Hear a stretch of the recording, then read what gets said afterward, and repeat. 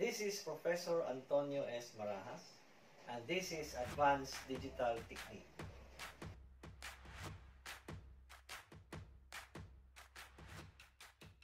Okay, so the second type of gate is the OR gate.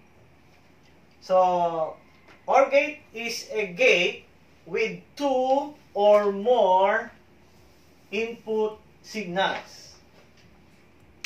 Of course, with only one output signal. Now, in OR gate, if any input signal is high, then the output signal is high.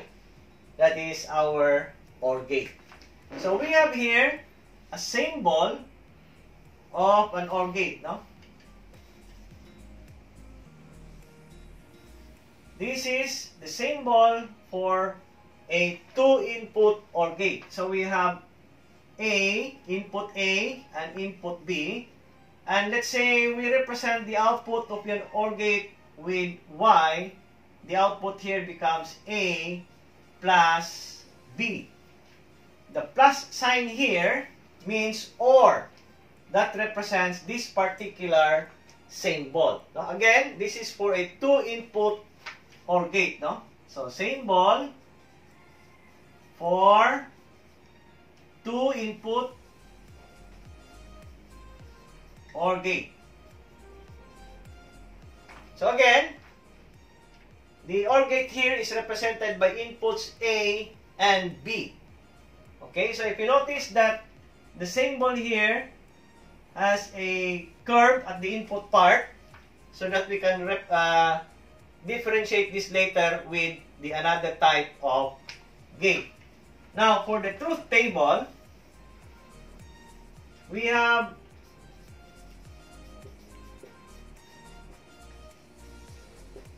inputs A and B, and the output is represented by Y. Okay? So, what are the combinational values of inputs A and B? So, you have 0, 0, 0, 1, 1, 0, and 1, 1. The question here is that how do we obtain these particular combinations of inputs A and B, the values of A and B?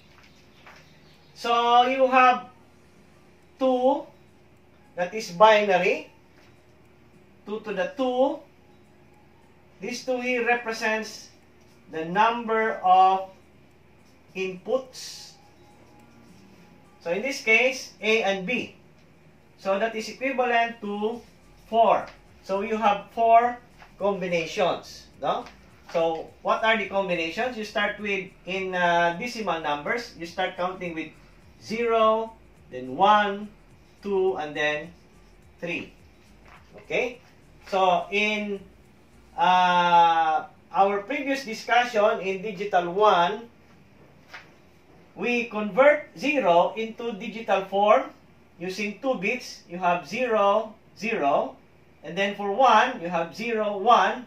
Because you have here A, 1, and B is 1 here.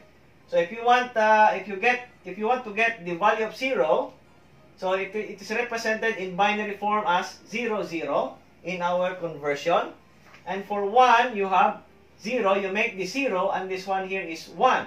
For 2, this is 1, 0, and for 3, this is 1, 1. Because 2 here added to 1 is equal to 3. And that is in our conversion. Okay? So, based on our definition, it says here, if any input signal is high, then the output signal is high. So, that means that your inputs here, you have for B, you have your 1. That means that it is also 1. You have here 1 again, and another 1. Whereas, in this condition here, A and B are both 0. So, the output Y is 0. No? Again, yung sa nato ni pagkuha ng 1, 1, 1, based on our definition, it says, if any of the input signal is high, then the output signal is high. we discussed the 2-input OR gate. How about if we have 3-input OR gate? Okay? So the symbol for 3-input OR gate is represented by this one. You have 1, 2, 3 inputs. Let's say we represent the inputs with letters A or variables A, B, and C. And the output again is represented by Y, which is equivalent to A or B or C. So this is your symbol for a 3-input OR gate. So how about the truth table for a 3-input OR gate?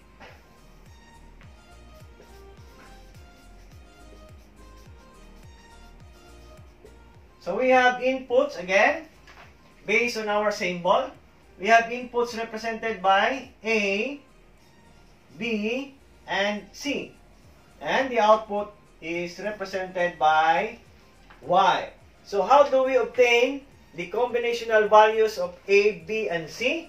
So again, 2 to the 3. Again, the 3 here represents the number of inputs. In this case, you have A, B, and C. Okay? So this is equivalent to 8. No? 8 represents the combination of inputs. Okay? So 8 combinations.